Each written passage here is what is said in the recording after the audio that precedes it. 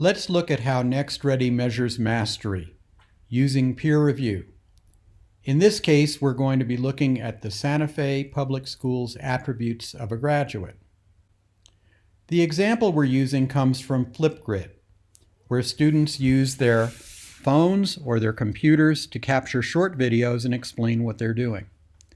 In this case, the claim is for computer and media literacy in the context of a film production.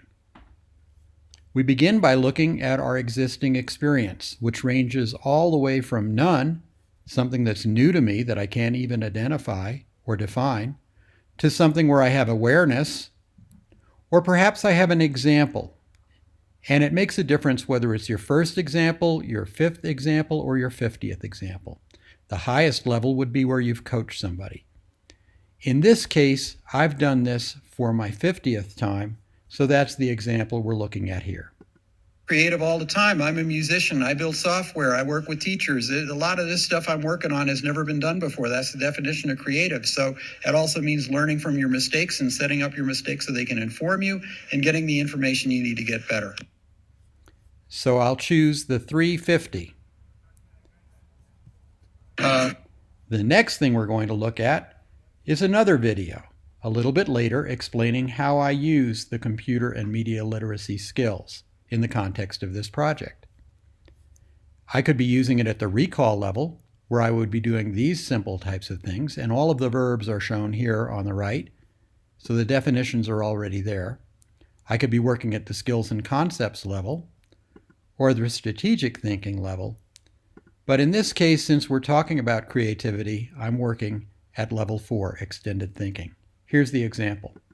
My computer literacy is as a creator, a designer, and a builder, and I try to solve problems using the technology, so that's how I apply my computer literacy.